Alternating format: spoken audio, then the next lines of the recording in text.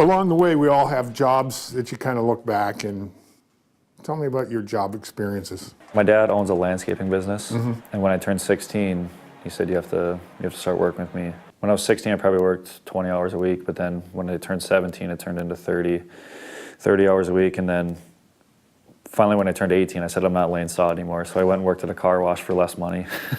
He wasn't happy about that, and then after that, I did a couple other things. I would umpire baseball games, ref hockey games, and then my last job I worked at Amsoil Arena with the ice crew in the summers. Your father has a bit of a history with David Quinn.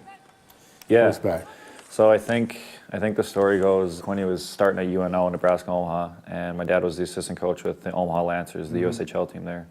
So they would have lines of communication as far as recruitment, what players UNO was looking at on the Omaha Lancers. So I think that was 20 years ago, and on the father's trip, they saw each other for the first time in 20 years. That was pretty cool. Yeah, that must have been neat, right? Your youth hockey started where? Hermantown Youth Hockey Association. Right. And then you end up at Minnesota Duluth. Were there options then for you, or was that a place where you say, okay, that's where I want to play? Yeah, I mean, growing up, always went to Duluth games. Always cheering for the Bulldogs. Obviously during the recruiting process, tried to keep an open mind, but at the end of the day, playing for your hometown team was the dream for those 2 years. So never drafted, right? No. Was that disappointing? Yeah, it was disappointing at the time.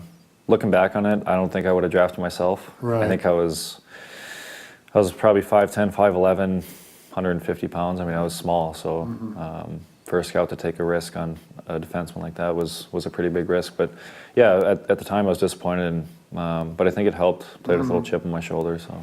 And you feel that that's an important part of your game? You have to play with that chip? You have to play like you have something to prove, or right. You're always trying to prove that you belong. So I think I've carried that through my entire career. Well, Chris Kreider told me you were a lot meaner than you looked. Is that fair? Yeah, I mean, it used to be worse, but I wouldn't say I'm mean.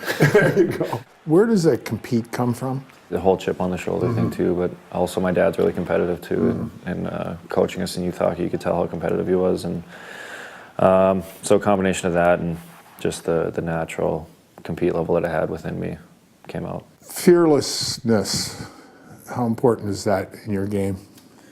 It's huge. You can't go out there and be paralyzed by fear.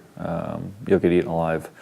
You have to go out there with that confidence and maybe a little bit of swagger, and be able to make plays and have a positive effect on the game.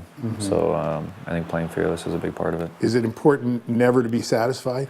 To always stay hungry is a huge part for me. I would say there's only a handful of guys in the league that can take a step back and their skill will just take over no matter what. I'm not one of those guys. For me to be satisfied just isn't realistic. I always have to be wanting to have more and get more because, like I've said before, if you take a breath in this league and think you made it, the next guy's coming up. So what do you know now that you didn't know a year ago? Everything happens real fast and the year flies by, and especially with living in New York City, it's quite the culture shock going from Hermantown, Minnesota to New York City. I think the population of Hermantown is like 10,000 people. Right. So coming to New York City. Probably that many people in your building. Yeah, exactly, exactly. So it's a bit of a culture shock, but I love it now. Awesome. Cool. That's good. Thanks again, Cool. buddy. Thanks. Good. Yeah.